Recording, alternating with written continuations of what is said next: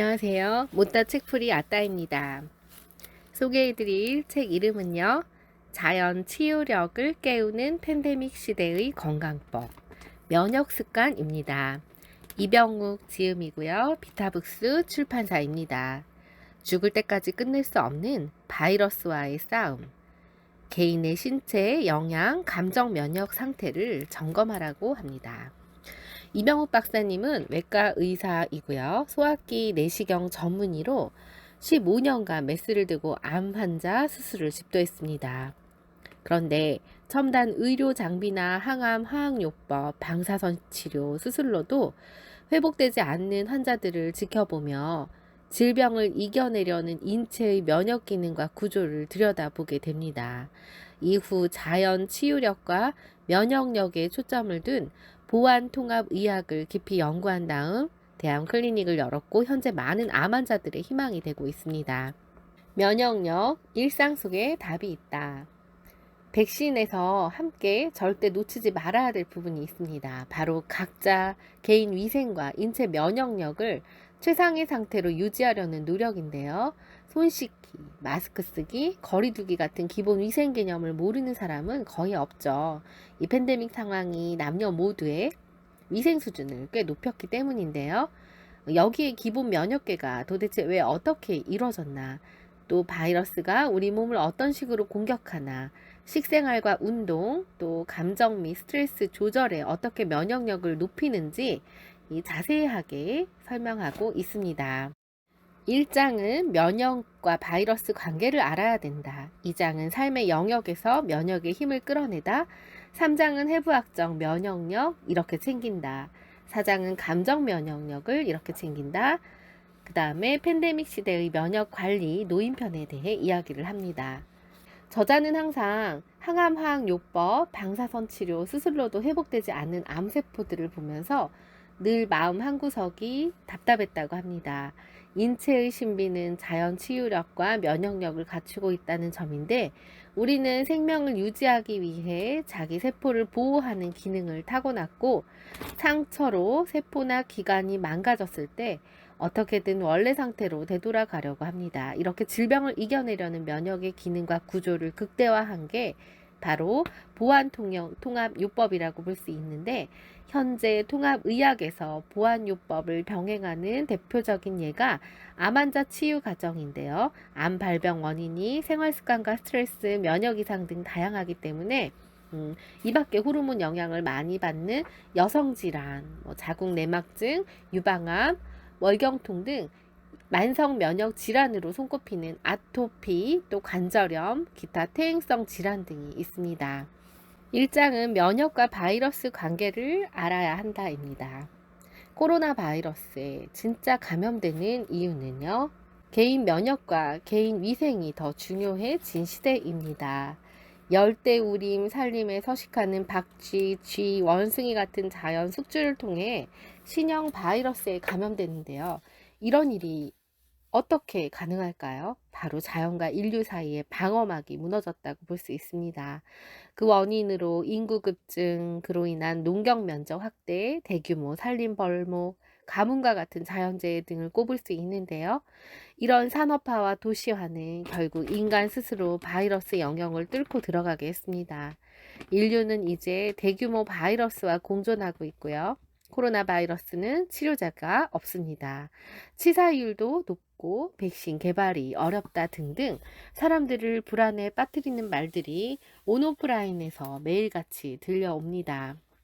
앞으로 변종 바이러스는 계속 출현한다면 인류는 마땅히 그에 맞는 대비를 해야 되는데요. 이 코로나19 바이러스의 경우 지금까지 발견된 변이균주와 바이러스는 알파, 베타, 감마, 델타, 오미크론 등 이런 바이러스가 새로운 환경에 적응해 살아남기 위해 더 강해지고 있죠. 이 내성이 생긴 종들은 계속 변이해서 새로운 균주를 만들어낼 것입니다. 소아마비, 홍역처럼 백신 개발로 전염 문제를 일단락 지을 수도 있습니다. 그러나 변종 바이러스는 백신은 무용지물이 되고 팬데믹 사태는 더 심각해질 수 있다는 거죠. 그런 면에서 개인 면역력, 개인 위생이 점점 더 중요한 시대가 될 것입니다.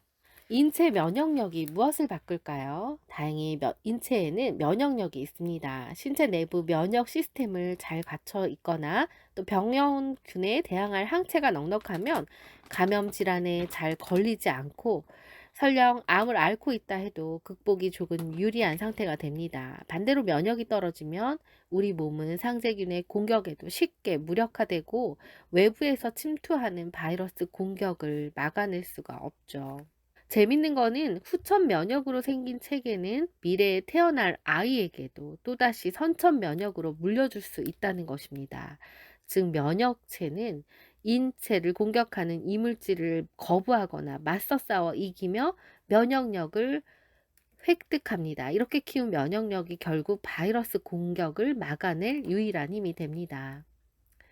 이 부모에게 물려받은 유전자가 기본 면역계를 이루고 태어난 이후 환경에 적응하며 새로운 면역 체계를 형성하면 곧 후천적인 면역이 되는 거죠. 후천 면역은 환경에 대응하며 바뀌기 때문에 획득 면역이라고도 합니다. 너무 뻔한 소리처럼 들릴 수 있지만 손 씻기, 세안하기, 양치질하기, 목욕하기 등 몇 번을 강조해도 아깝지 않은 개인 위생 관리법. 지금부터 이외의 일상 속에서 실천할 수 있는 여러 가지 면역 관리법을 조금 더 구체적으로 살펴보겠습니다. 병을 이기는 몸, 자가 면역에 주목하라고 합니다. 팬데믹 시대가 아니라도 일상생활에서 습관을 바꾸는 게 곧 면역력을 높이는 길인데요. 잘 씻어서 세균 침투를 막는 일부터 피로가 쌓이지 않게 수면질을 관리하고 금연, 금주, 적절한 운동으로 스트레스를 해소하면 면역세포는 충분히 건강한 상태를 유지할 수 있습니다. 우리 몸의 면역계는 여러 형태의 세포 조직 구성됐는데요. 혈관, 림프가 안으로 온몸이 연결돼 인체 면역계는 흉선, 비장, 골수, 림프절로 구분이 가능합니다. 또 백혈구는 다핵 백혈구, 과립구라고도 하는데요. 림프구, 당구로 이루어져서 이런 면역세포는 서로 정보를 교환하고 세균, 바이러스 같은 각종 이물질, 종양세포의 공격을 막아 우리 몸을 보호합니다. 면역 반응 과정을 살펴보면 백혈구 관리는 곧 질병을 이기는 큰 힘이 됩니다. 재미있는 사실은 면역세포를 보유한 백혈구 수와 면역력은 마음 상태와 깊이 관련이 있다는 거죠. 여기서 말하는 마음은 바로 자율신경계를 의미합니다. 다핵 백혈구, 림프구, 당구로 구성된 백혈구 전체 비율은 이 자율신경계의 지배를 받고 있는데요. 자율신경계는 우리 몸을 이루는 약 70에서 100조 개에 달하는 세포 기능을 조절하고 각각의 기관을 지배합니다. 예를 들어 심장박동, 또 위의 장운동 같은 기능이 모두 자율신경 역할인데요. 무의식 중에 일어나는 호흡과 순환, 대사, 체온 조절, 소화, 분비 등 인체 기본 활동이 모두 이 자율신경에 달렸다고 해도 과언이 아닙니다. 자율신경계는요, 크게 교감신경과 부교감신경으로 이루어집니다.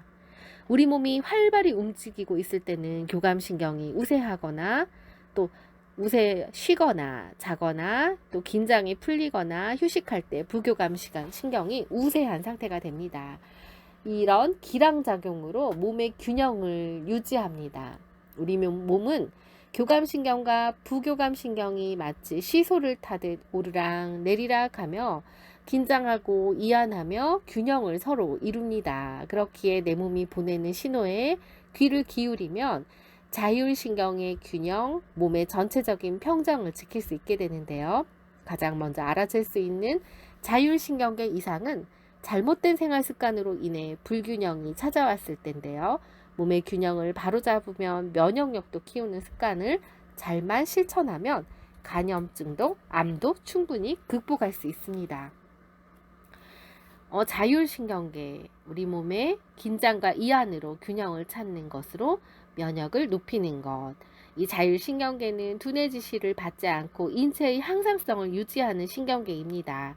외부 바이러스가 침투하면 면역세포가 활발히 활동하는 것도 항상성 유지의 일환인 거죠.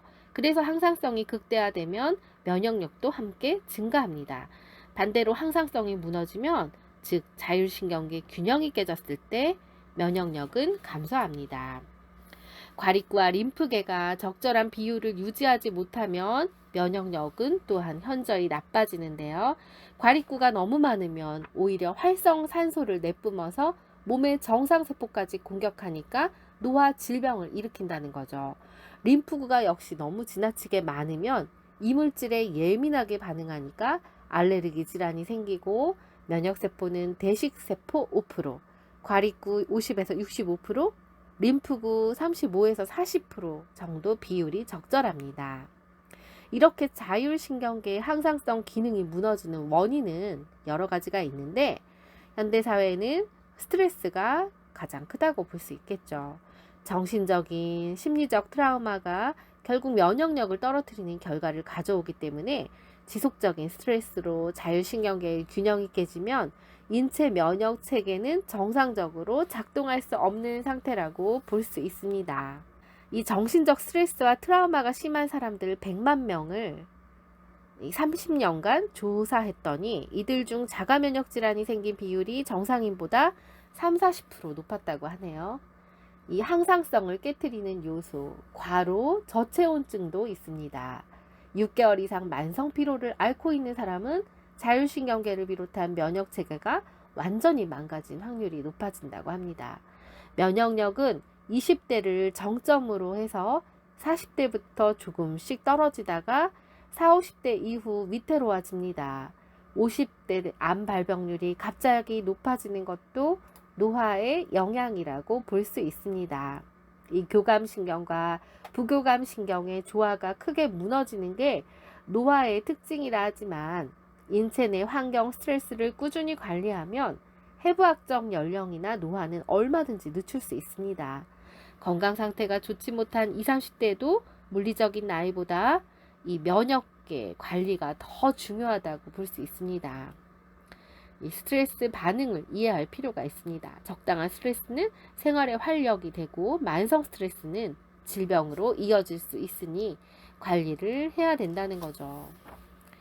굳이 암까지 가지 않더라도 다양한 사회적 요인이 만성 스트레스를 가져올 때 몸이 호소하는 가장 대표적 이상 반응은 순환기 질환, 고혈압, 동맥경화 협심증 등인데요. 이 순환기는 피의 순환을 담당하죠. 심장, 동맥, 정맥, 모세혈관, 림프관이 이런 기관들인데요. 스트레스가 만성화되면 교감신경이 우세하게 되니 혈관 수축 상태가 좀처럼 개선되지 않게 되니 이 혈액이 몸 전체를 순환하며 필요한 곳에 산소와 영양 공급을 하고 노폐물을 실어나와 몸 밖으로 보내는데 혈관이 좁아지면 당연히 혈류 흐름도 나빠지고 순환도 저하되겠죠.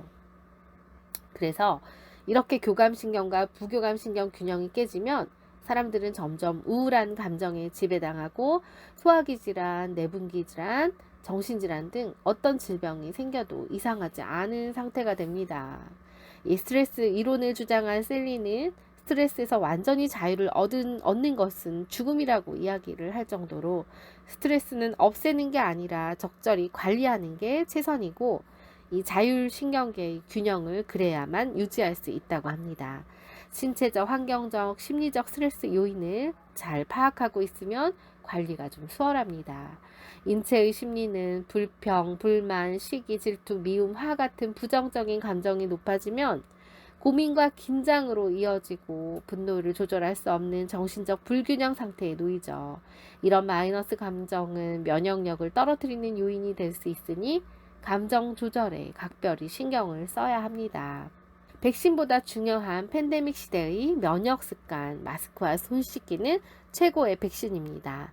코로나19 바이러스는 박쥐에서 유래했는데요. 참고로 사스는 사양 고양이, 메르스는 낙타를 통해 사람에게 전이됐죠. 사실 코로나 바이러스는 동물종 간의 이동이 없다고 보고되지만 이번 학자들은 코로나19 바이러스가 중간 매개 숙주 동물과 섞였다가 인간에게 감염된 사례로 분석하고 있습니다. 이 코로나19 바이러스는 코점막, 인후두 점막 같은 상기도에서 이미 감염을 일으키는 것으로 확인됐는데 혈액을 타고 돌며 감염을 일으키는 게 아니라면 백신이 100% 유효하다고 장담할 수 없다는 얘기입니다. 또 돌연변이, 즉 변이균주가 발생하면 그야말로 백신은 무용지물이 될 가능성이 큰데요. 변종이 일어나면 상기도에 붙어 있으려는 능력이 100배는 더 강해집니다.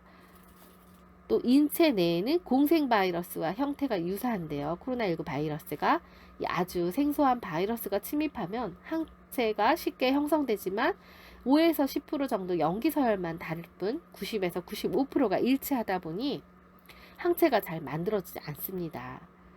이 한 예로 브라질에서는 한 사람에게 변종 균주가 10개, 10여 개 발견되기도 했다고 하네요. 이 감염증 확산 속도가 더뎌지기 위해 사회는 집단 면역을 갖춰야 합니다. 감염 후 회복한 사람, 예방접종으로 면역력이 생긴 사람이 과반이 되면 추가 감염자가 생겨도 지금과 같은 거대한 확산을 막을 수 있습니다. 하지만 우리나라 경우 초기 방역 지침을 잘 준수한 덕분에 영국, 프랑스, 독일, 유럽 국가가 팬데믹으로 국경을 봉쇄한 거에 비해 개인 위생, 거리 두기를 최우선으로 준수해서 일부 이동이 가능했죠. 그 때문에 2020년 6월에서 8월 초 항체 검사가 실시했는데 다른 국가보다 항체 보유율이 0.1% 미만으로 현저히 낮았습니다. 우리나라가 현재 백신 보유에 총력을 기울이고 있는 이유는 이 집단 면역을 기대하기 어려운 상황이라는 거죠. 그래서 이 백신 접종을 하면 면역 체계가 자연 감염 경로대로 활성화되고 T세포, B세포, 항체 등 병원체를 물리치려고 준비합니다.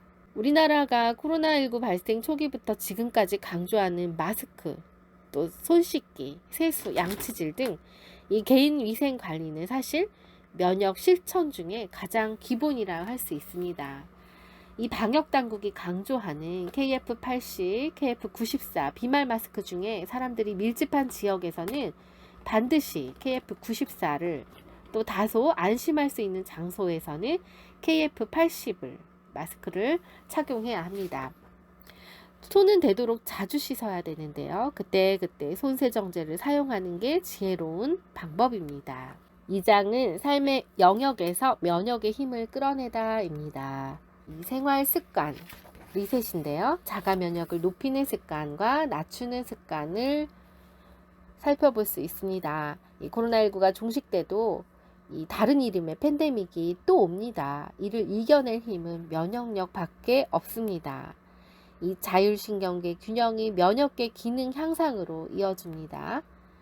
식습관을 바로잡아야 합니다. 우리 몸 안에 면역을 담당하는 가장 중요한 기관 중 하나가 바로 장관인데요. 장은 매일 섭취하는 음식을 소화 흡수하는 기관이죠. 소장 입구부터 항문까지는 약 평균 7m, 그 표면적은 400에서 500제곱미터인데요. 이 장관은 바이러스나 세균을 가장 많이 접하는 기관이죠. 그래서 장막은 안정성 여부를 판단해 필요한 영양소를 흡수할지 배설할지를 결정합니다. 이것이 장 면역의 핵심 기능입니다. 혈액 속에 있는 림프구 중에 65에서 75% 정도가 주로 창자에 몰려 있다면 면역 시스템의 70%는 장 점막에 퍼져 있습니다. 또 뇌를 제외한 다른 기관에 있는 신경세포 중에 이 절반, 약 1억 개 정도가 장에 몰려 있습니다. 나이가 들면 장 면역이 건강을 유지하는 중심 역할을 합니다. 장내 세균은 크게 유익균, 다른 말로 발효균이라고도 하죠. 그 다음에 유해균, 부패균이라고도 하고요. 또 중간균, 기회간염균이라고도 합니다. 이 세 종류가 서로 균형을 이룹니다. 그래서 장내 세균이 유해균이 지나치게 증가하면 후천 면역을 담당하는 T세포가 자극을 받고요. 그래서 우리는 유익균, 이 발효식품이 들어있는 유산균 같은 유익균을 적극적으로 섭취하면 장내 미생물 환경이 정돈돼서 이런 염증 반응을 조절할 수 있습니다. 앞에서 강조한 채소, 섬유질을 풍부하게 장내 유해균을 배출하게 돕는 거고요.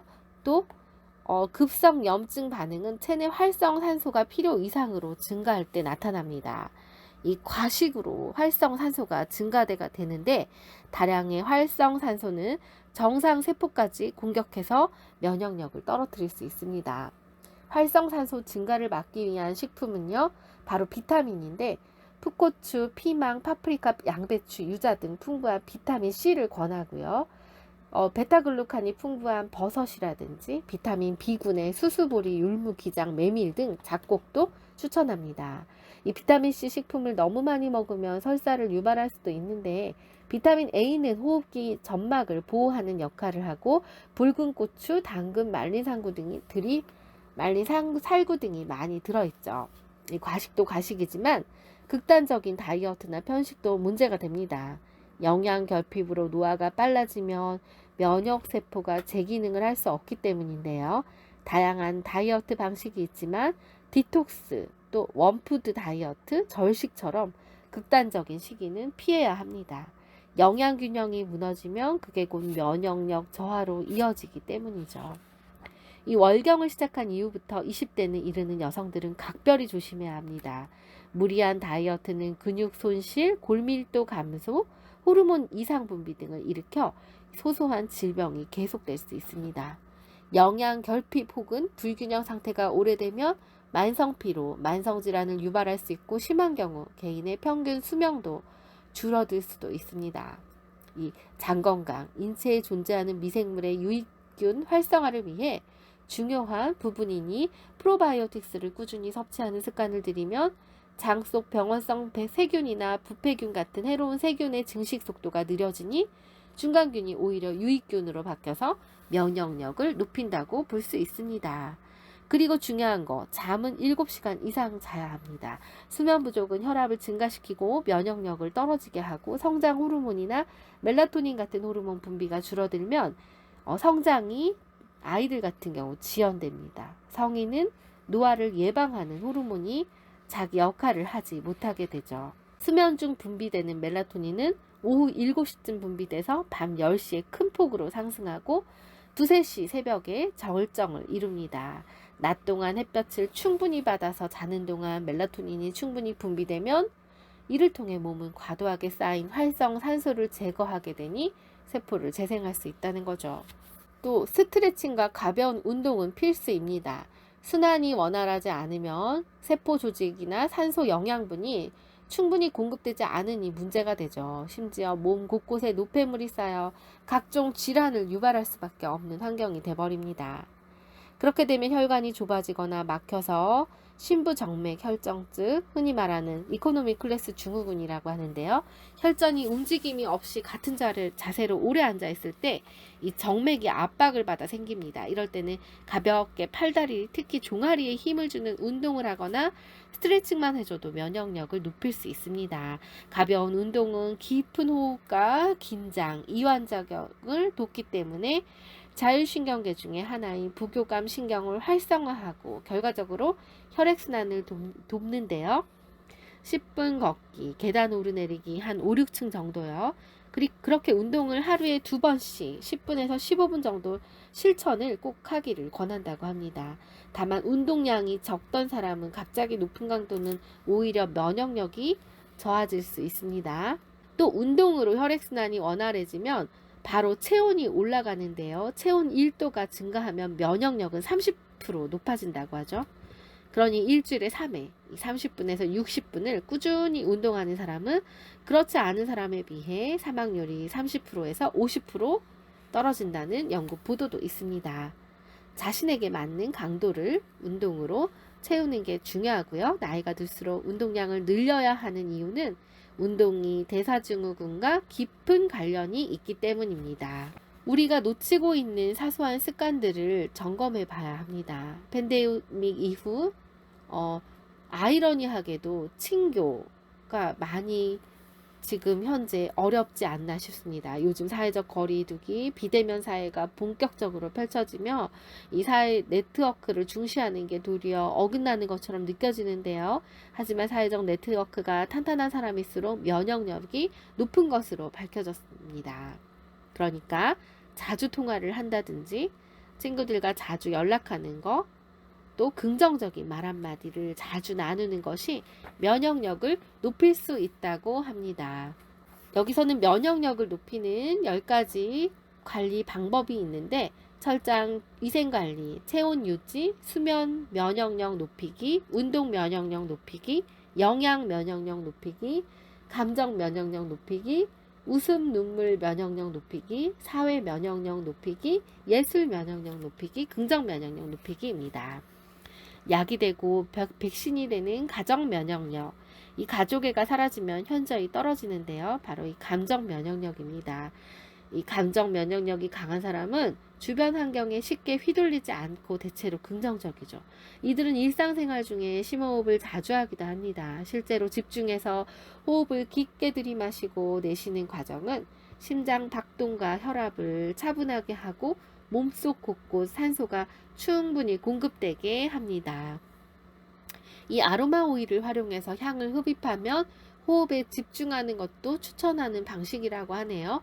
손수건에 오일 한두 방울을 떨어뜨린 뒤 향을 느껴보면은 이 후각 신경을 거쳐서 직접 대뇌에 영향을 주고 폐로 흡수되는데 부교감 신경에 즉각 영향을 미쳐서 심신 이완에 도움이 된다고 합니다.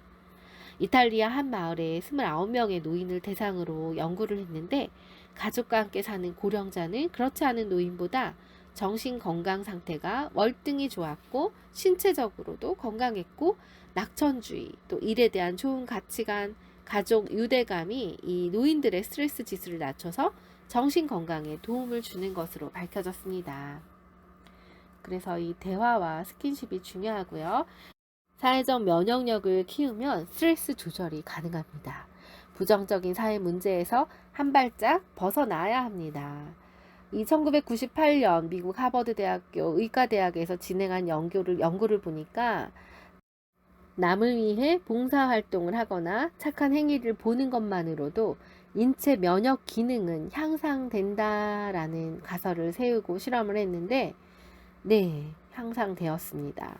반면 기분 좋아지는 영상 또 가령 마더데레사의 일대기나 봉사하는 장면을 보면 이 침을 포함한 타액 분비량이 늘어서 면역 항체도 같이 증가하더라는 것입니다. 혈압, 콜레스테롤 수치가 낮아지고 행복 호르몬인 엔돌핀이 적정 수치의 3배 이상으로 분비됐다고 하네요. 이 백신을 투여한 이후 접종을 할지 말지보다 쉬운데 우리는 집중할 필요가 있습니다. 전 세계 이제 코로나19 바이러스 백신을 접종하는 비율이 높아지고 있죠. 이 백신은 독감 백신보다 부작용 보고가 많은 편인데 개발된 지 얼마 되지 않았고 바이러스 변종도 계속 있기 때문에 이런 부작용이 생기는 걸 어쩔 수 없다고 하네요. 그래서 의사들이 접종 전에 대상자에게 가벼운 몸살 증세부터 심각한 근육통, 발열, 오한 등의 증상이 발생할 수도 있습니다. 라고 미리 설명을 하는데 그렇다고 미리 겁낼 필요는 없다고 합니다. 백신 접종 후 부작용이 생긴다는 건 몸 안에서 면역 반응이 일어나고 있다는 긍정적인 신호라는 거죠. 백신은 충분한 임상 실험을 거쳐 생산된다는 사실을 기억해야 합니다. 실제로 부작용이 발생하는 비율이 전체 접종자를 두고 본다면 아주 미미한 수준이라 하는데 현재 세계는 백신 접종으로 코로나19 바이러스에 대항할 면역력을 갖추는 게 우선이라고 하네요. 이 백신 접종을 할지 말지보다 접종 이후 관리는 더 중요합니다. 가장 우선적인 관리는 일주일 정도 절대로 무리하지 않는 겁니다. 수면 시간도 중요합니다. 이 잠을 규칙적으로 깊게 자야 면역 체계를 조절하는 NK세포 같은 면역세포가 재기능을 할 수 있고 코로나19 백신 접종 후 항체 형성률을 높이려면 백신 접종 전후 일주일 정도 규칙적으로 7시간 이상 자야 된다고 강조하고 있습니다. 평소 면역계를 위해 수면도 중요한데 이 백신을 맞은 이후 충분히 쉬는 거, 또 항체 형성에 그렇게 쉬지 않을 때 문제가 생긴다고 합니다. 3장은 해부학적 면역력 이렇게 챙긴다입니다. 규칙적으로 산다는 것 신체 면역력인데요. 규칙은 인류가 생존을 위해 만든 작은 약속입니다. 예를 들면 하루씩 세끼 식사를 잘 챙겨 먹는 일, 식후 양치질을 잊지 않는 것 등 또 출퇴근 시간이 우리는 정해져 있죠. 이런 규칙을 강조하고 있는데요. 어떤 식으로든 이 틀을 깨길 원하고 이 가끔은 하루 결근을 하고 싶다든지 갑자기 바닷가로 가고 싶다는 등 소소한 일탈을 우리는 또 꿈꿉니다. 이 과정이 자유로운 사고에 도움을 주니 창의성으로 연결되기도 하지만 불규칙적인 생활이 계속되다 보면 어느 순간 상황이 뒤집혀 또 스트레스를 받게 됩니다. 결국 근소한 차이로 누군가는 과도한 규칙 속에 또 누군가는 지나치게 자유로워 스트레스를 받고 면역력이 떨어집니다. 면역력이 저하되면 나타나기 쉬운 신체 변화가 소화불량, 불면증, 두드러기, 구내염, 무기력 등이 있고요. 피로가 계속 누적되면 상처 치유, 지연, 각종 염증 반응이 일어날 수 있습니다. 신체 면역을 위해 내가 먼저 강조하고 싶은 것은 바로 빈틈없이 규칙적인 게 아니라 적당히 규칙적으로 사는 습관이라고 이야기를 합니다. 즉, 스트레스를 유발할 정도로 불규칙한 생활은 견제할 필요가 있고요. 무엇이 옳다, 틀리다의 문제가 아니라 본인 건강에 잘 맞는 패턴을 발견해야 합니다. 불규칙한 생활 중에서도 누군가는 식사 때를 자주 놓치거나 폭식해서 누군가는 운동했다 안 했다를 반복하며 또 누군가는 수면 패턴이 너무 자주 바뀌어서 몸이 이상이 생기죠. 균형에 민감한 면역계는 이럴 때 쉽게 흐트러집니다. 약간의 규칙과 리듬이 일상에 안정을 가져오고 규칙의 나를 올가매라는 얘기가 절대 아니라고 했죠. 이 적당한 안정감, 편안함이 교감신경, 부교감신경의 균형을 가져와 면역계가 제대로 작동할 수 있도록 신경을 쓰자는 의미입니다. 참고로 교감신경이 지나치게 우세한 환경에서는 몸이 긴장이 이어져 조직의 순환이 주니까 몸속에 노폐물이 쌓이고 결국 염증 반응이 증가해서 두통, 이명, 요통, 관절염, 탈모 등이 생길 수 있습니다. 반대로 부교감신경 항진이 되면 기능이 저하되니까 림프구는 감소하고 분비, 배설 기능이 떨어지죠. 결국 간염에 노출이 쉽게 돼서 질병을 유발할 수도 있습니다. 팬데믹 시대의 운동법의 신체 면역력 두 번째는요. 근육과 면역력을 유지하는 비결은 바로 매일 30분 운동하는 것입니다. 우리 몸에서요, 열을 가장 많이 생성하는 기관은 근육인데 운동은 바로 이 근육을 직접 사용하게 하니까 체온을 높이고 혈액순환을 돕습니다. 근육은 운동하지 않으면 점점 줄어듭니다. 일주일 동안 꼼짝하지 않고 누워만 있으면 근육이 27%가 줄죠. 우리 몸의 근육량이 20살을 기점으로 조금씩 줍니다. 50세 이후에는 매년 1, 2%씩 감소하고요. 근육량이 줄면 신체의 몸의 면역 기능에 문제가 생기는 건 당연하죠. 면역력이 다른 어떤 것보다 중요한 시대인 만큼 하루 30분 운동에 꼭 투자해야 합니다. 틈틈이 스트레칭, 맨손 체조를 하고요. 출퇴근 때 걷기나 자전거 타는 방법도 좋습니다. 운동을 막 시작한 사람은 일상 속에서 움직임을 늘리는 방법도 권합니다. 10분에서 15분 운동을 반복한 뒤에 5분 정도 휴식을 취하고 하루 3회 이상 반복해서 30분에서 1시간 운동을 채우길 추천합니다. 일주일에 3일에서 5일 정도는 운동 강도를 유지를 해야 합니다.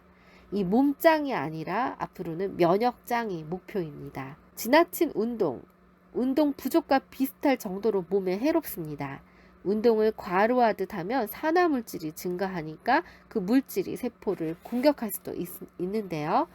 평소에 거의 운동을 하지 않거나 체력이 떨어진 상태면 먼저 혈액순환이 원활해지도록 손과 발, 귀를 만져주는 가벼운 마사지부터 시작하는 게 좋고요. 이 손등을 밀어 자극하거나 손가락을 잡아당기고 발바닥을 쓰다듬어 주거나 두들기는 행동이 혈액순환을 개선합니다.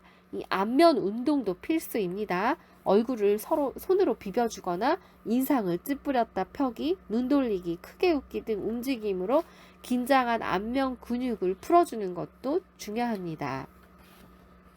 운동할 때는 호흡이 매우 중요하죠. 들숨은 코로, 뱉는 날숨은 입을 사용하되 들숨을 쉴 때는 몸에 이로운 걸 모두 들이마신다 라고 생각하고 날숨을 쉴 때는 내 몸에 안 좋은 물질을 모두 내보낸다 라고 생각하고 숨을 쉽니다. 이 여러 운동 중에서도 바로 걷기가 최고의 운동이라고 꼽을만 하죠. 이 바른 자세를 유지해야 걸을 때는 운동 효과가 큽니다. 등을 곧게 펴고 목과 허리 어깨가 일직선이 되게 해서 턱은 몸 쪽으로 가볍게 당기고 배에 힘을 준 상태로 리드미컬하게 움직이는 거. 이 걸을 때 허리가 틀어지지 않게 하는 게 좋고요. 시선은 2, 30m를 앞을 주시하는 게 좋습니다. 양발은 11자, 보폭은 자신의 키에서 1m 정도를 뺀 정도가 좋습니다.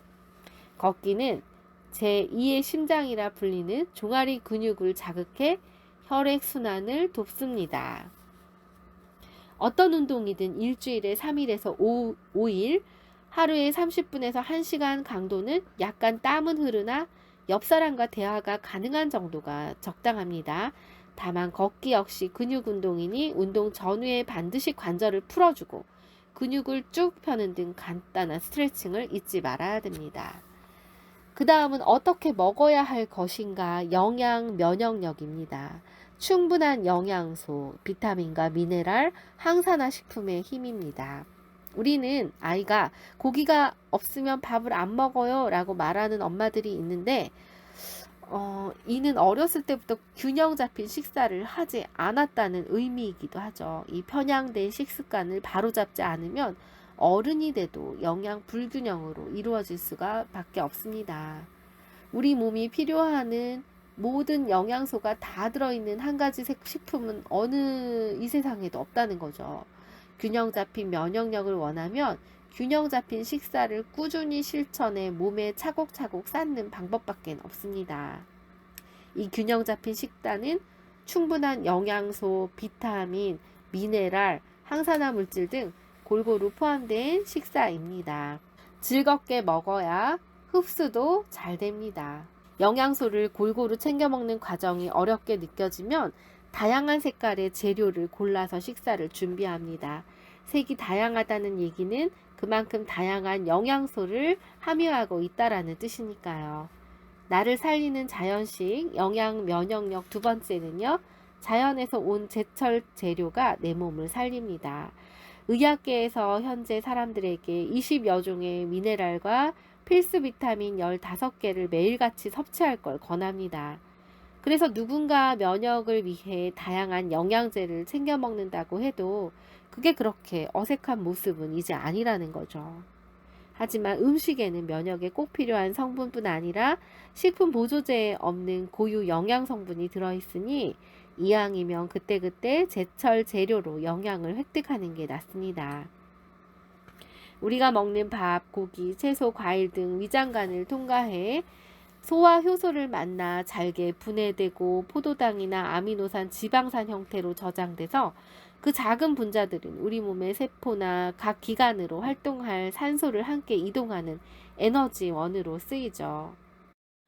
우리는 흰 쌀로 지은 밥보다는 도정을 많이 하지 않은 현미, 되도록이면 씨눈이 그대로 남은 것을 먹는 게 좋습니다. 이 곡식의 가장 영양 가치가 높은 씨눈에 바로 비타민 B군과 미네랄 지질이 풍부한데요. 식감이 조금 거칠어도 이렇게 도정하지 않은 곡물을 먹으면 콜레스테롤과 혈당을 낮추고 영양 흡수율도 높아집니다. 식이섬유가 많아 변비를 예방하고 장기적으로 보면 대장 면역력도 좋아지죠. 또 가공이 덜 된 거, 되도록이면 농약을 사용하지 않은 유기농 재료를 식사하기를 추천합니다. 채소 과일 역시 마찬가지로 제철에 나고 자란 채소 과일에는 각종 미네랄 효소가 풍부한데요. 이 농약 처리를 하면 흙 속에 있는 유익한 박테리아, 또 몸속 산화를 막아주는 엔자임 같은 효소 성분이 사라지니 땅 자체가 오염됩니다. 오염된 땅에서는 당연히 좋은 영양 성분이 없죠. 특히 칼슘, 철, 아연, 셀레늄 같은 미네랄 성분은 식물 자체에서 합성되지 않기 때문에 이 땅속 흙 성분이 더욱 중요합니다. 채소 과일은 조리 과정도 중요합니다. 이 절이거나 끓이는 과정에서 영양 성분이 손실될 수 있으니 가능한 껍질째 조리하고 날것으로 먹는 것도 좋습니다. 2차 산업이 발달한 이후 우리는 생각보다 훨씬 많은 가공식품을 먹습니다. 통조림, 냉동만두, 어묵, 햄, 라면, 청량음료, 마요네즈. 이젠 헤아릴 수 없을 만큼 그 종류가 다양한데요. 하지만 이런 가공식품은 어떤 식으로든 첨가물이 들어갑니다. 착색제, 방부제, 강화제, 유화제, 안정제, 살균제, 산화방지제, 발색제, 응고제 등 이런 식품 첨가물 종류만 해도 350가지가 넘는데요. 이렇게 안전하다고 할 수 있을까요? 섭취량에 따라 면역계에 영향을 미치는 식품도 엄연히 존재합니다. 화학물질이 몸속에 쌓여서 산화물질을 만들어내며 보통 알레르기 질환을 일으키기 쉽다는 거죠. 그러니 가공식품은 최대한 피하고 어쩔 수 없이 먹는다면 끓는 물에 한번 데쳐 먹거나 이 당근, 양파, 마늘 등 자연 식재료를 추가로 넣어서 조리를 하는 것을 추천합니다. 그리고 꼭꼭 씹어 먹는 습관이 중요합니다. 이 자연식이 몸에 어떻게 이로운지 우리가 이제 살펴봤지만 중요한 건 또 건강하게 섭취하려면 농약과 화학물질에 덜 노출된 유기농 식품을 선택하고 또 장을 볼 때는 신선한 재료를 고르는 것도 중요합니다. 자주 귀찮더라도 운동한다 라고 생각하시고 자주 장을 보는 습관이 중요하고요. 농약을 깨끗하게 세척해서 드셔야 합니다. 그리고 사소한 부분이라 신경 안 쓰는 사람도 많지만 음식은 천천히 꼭꼭 씹어 먹는 게 기본입니다. 씹을 때마다 입안에서 분비되는 타액이 유해물질의 독성을 어느 정도 없애주기도 합니다. 식사 시간을 아예 30분 정도라고 생각하고 음식을 씹을 때 치아 개수만큼 씹는다고 생각하고 30번 내외로 씹으라고 합니다. 이 책에서는 매일 먹어도 좋은 추천식품으로 마늘, 녹차, 양파, 그 다음에 생강, 인삼, 현미, 해조류를 또 당근, 피망, 양배추, 된장, 두부, 두유, 사과, 토마토를 하루에 되도록이면 1개 이상으로 먹으라고 이야기를 하고 있습니다. 사장은 감정, 면역력 이렇게 챙긴다입니다. 관계를 돌아보고 감정, 면역력 1번은요. 소통하는 좋은 관계가 마음을 위로한다입니다. 건강한 삶은 유전적인 영향보다 후천적인 영향, 즉 어떻게 살아가려 노력하느냐가 더 중요하죠. 가장 큰 영향을 준 조건 1순위는 바로 화목한 인간관계라고 합니다. 마음을 열고 서로 격려하고 칭찬하면 기분이 좋아지고 부교감신경이 활성화되니 림프구가 증가하니 행복 호르몬이 방출되죠. 이것이야말로 진짜 면역력을 높이는 것입니다.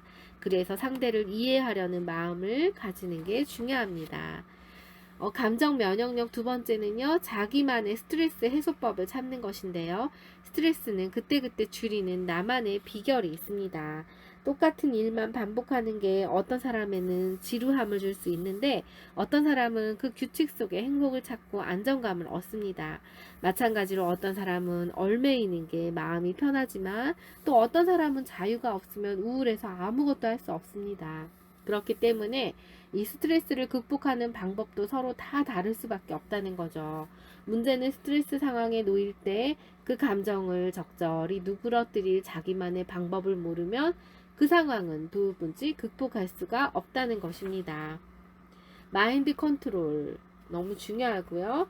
또 맛있고 분위기 있는 한 끼의 식사라든지 이 낮잠의 유익함, 즐거움이 배가 되는 취미 생활을 해보는 거, 내 상태에 맞는 운동을 꾸준히 하면서 이 몸 상태에 맞는 유산소나 근력 운동이 차곡차곡 규칙적으로 쌓이면 염증을 통해 면역 시스템이 잘 움직이니까 쉽게 병에 걸리지 않지만 체질량을 과도하게 줄이고 근육량을 늘리는 데 치중하면 오히려 체중 균형은 무너뜨리는 결과를 초래합니다. 그리고 산책과 사색하는 것인데요. 이 산책하며 햇볕을 쬐는 습관은 스트레스를 완화하는 탁월한 선택입니다. 또 체내의 광합성을 통해 비타민 D를 생성할 수 있는데요. 이는 뼈를 튼튼하게 하는 영양소면서 면역계의 선순환을 가져올 수 있죠. 아무것도 하지 않는 것도 중요합니다. 때로는 아무것도 안 하는 멍 때리기 이런 시간을 갖는 것도 좋고요. 이 차 한 잔 마시며 아무 생각하지 않고 그저 창밖 풍경을 바라보는 거, 이 뇌에도 휴식이 필요합니다. 또 자신만의 소소한 행복 리스트를 정리해 보면 어떨까요?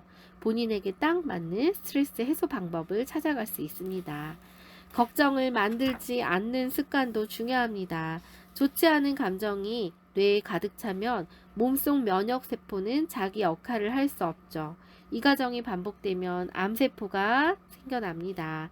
그러니 현실을 객관적으로 바라볼 수 있는 연습이 무엇보다 필요합니다. 이 스트레스를 스트레스로 만들지 말고 적당한 스트레스는 건강에 좋다라는 생각을 갖는 거, 또 이 또한 힘든 것들이 지나가리라 라고 생각을 하는 거, 스트레스를 다른 방향으로 전환시켜 보는 거, 적극적으로 부딪히고 또 무력화시키는 우리가 유머러스한 뭔가 유머로 승화하는 거, 불필요한 걱정을 내려놓는 것들이 여기에 해당하겠죠. 감정 면역력 세 번째는요, 잘 웃고 잘 울어야 건강합니다. 웃음과 눈물은 생존과 면역을 위한 필수 조건이라고 볼 수 있습니다. 머쓱해서 웃는 연습? 이게 어려울 때는요, 활짝 웃고 있는 사진을 컴퓨터에 폴더에 모아서 이 컴퓨터를 켤 때마다 자신의 웃는 모습을 흉내내 보는 것도 좋다고 하네요. 이런 소극적인 웃음도 적극적인 웃음으로 전환하다 보면 어느 순간 평소 자주 웃는 자신을 발견할 수 있다고 하네요. 또 울어야 산다. 마음속에 불평, 불만, 시기, 미움, 질투, 슬픔, 화, 분노, 저주, 증오, 혐오 같은 감정들이 밖으로 배출 못해서 잔뜩 쌓이면 켜켜이 쌓인 감정들이 우리 몸을 해치는 독소를 만들어냅니다. 이 독소가 몸의 생기를 빼앗고 질병을 싹틔우게 되니까 우리가 감정을 표현하는 게 너무너무 중요하겠죠. 그래서 이 눈물은 마음의 응어리를 풀어서 감정을 순화시키고 몸을 이완시키는데 무척 효과적이라고 볼 수 있습니다. 부록에서는 팬데믹 시대의 면역관리 노인편입니다. 면역 취약 계층을 위한 면역 강의, 이 영양 불균형 상태를 해결하는 것인데요. 이 노인 건강 상태가 떨어지는 원인을 분석해 보니 가장 큰 비중은 바로 식욕 부진과 영양 불균형이라고 합니다. 우리가 65세 이후부터 인체가 노화로 인해 기초 대사량이 떨어지고 에너지 요구량도 감소합니다. 게다가 후각, 미각, 시각도 감각도 둔해지니까 자연스럽게 식욕 부진이 오는데요. 이런 이유로 음식을 잘 챙겨 먹지 않으면 영양 불균형 상태가 놓입니다. 그리고 두 번째는요, 치아 관리가 그 어느 때보다 중요하다는 거죠. 이 영양 불균형을 가져오는 또 다른 원인은요, 나빠진 치아 상태라고 볼 수 있습니다. 그래서 이 치석 관리하는 게 너무 중요하고요. 세 번째는 독립을 뒷받침할 만한 일과 경제력입니다. 뒷받침돼야 할 부분이 독립적으로 생활할 수 있는 경제력과 일인데 연령 제한으로 은퇴하더라도 보람을 가질 수 있는 소일거리가 반드시 있다면 더 건강할 수 있습니다. 네 번째는요, 스트레스 조절에 꼭 필요한 취미입니다. 음악이나 운동, 미술 등 취미는 만고불면의 진리라고 볼 수 있습니다. 건전한 취미는 스트레스 해소에 도움이 되고 뇌활동을 돕습니다. 다섯 번째는 노인 불면증을 해결하기인데요. 노인이 되면 잠이 줄어든다고 하는데 실제로 늦게까지 잠이 오지 않고 새벽에 일찍 눈이 떠지니까 멍하게 앉아있는 시간이 늘어나는 건데요. 이 노년기는 생체 리듬이 바뀌기 때문에 그렇습니다. 수면의 각성 상태와 리듬이 달라지고 깊은 수면 상태로 넘어가는데 시간이 오래 걸려서 이 선잠이라 불리는 렘 수면 기간이 늘어나죠. 그래서 이 수면 시간이 4시간 정도로 줄어드는 경우가 많은데 아무리 적게 자도 6시간 정도는 잠을 자야 이 면역 체계가 유지된다고 볼 수 있습니다. 여섯 번째는 나를 기록하는 시간입니다. 매일 규칙적으로 이 시간을 떼어서 일기를 써보는 걸 추천합니다. 일곱 번째는 귀찮아도 주기적으로 건강 검진하는 게 너무 중요합니다. 그리고 여덟 번째는 목욕으로 심신을 이완시키는 거죠. 너무 뜨겁지 않은 따뜻한 물에 아로마오일 같은 좋은 향기 성분을 넣어서 반신욕을 하면 향기가 기분을 전환해주고 노폐물을 제거할 수 있습니다. 목욕 후 미지근한 물을 충분히 마시는 것도 잊지 말아야 합니다. 또 기름진 음식을 삼가하고 과일 채소를 많이 섭취하고 햇볕을 충분히 쬐는 것도 좋습니다. 9번째는 신앙생활과 명상이고요. 이런 명상과 신앙생활은 건강 수준을 높이고 앓고 있는 질환의 증상을 어느 정도 완화한다라는 연구 결과가 있습니다. 그리고 노년기 우울증을 앓고 있는 경우 이런 신앙생활과 꾸준한 명상이 심리적인 안정을 가져오기 때문에 좋습니다. 10번째는 부정적인 말 대신에 긍정적인 말인데요. 이 불평하는 말 대신 상황을 긍정하고 다른 사람을 축복하는 말을 주로 하려고 노력하면 긍정적으로 생각하는 차원이 아니라 긍정적인 표현을 고민하는 과정 중에 표현력이 되살아나서 다양한 감정 기전이 반응을 일으키니 더 행복해질 수 있습니다. 이 집단 면역이 더 중요한 요양시설에 이 집단 면역력을 가진 다수가 면역력이 약한 나머지 소수를 보호한다는 원리죠. 개인이 감염증에 노출돼 자연스럽게 그 병에 극복이 되면 면역력은 형성이 됩니다.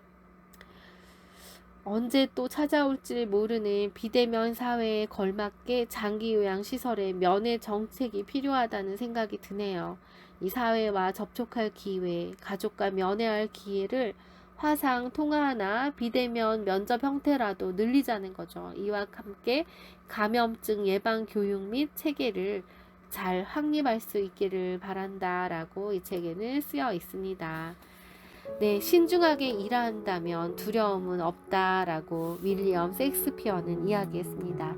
우리가 코로나19 바이러스와 같은 전염병 앞에서 지혜롭게 대처한다면 불안과 공포는 내려놓아도 좋습니다. 우리 몸의 주변 환경을 이겨낼 면역력이 이미 DNA로서 존재한다는 사실을 절대 잊지 마세요. 면역력을 높이면 그 어떤 바이러스도 암세포도 이겨낼 수 있습니다. 이상 시청해주셔서 감사합니다. 아따였습니다.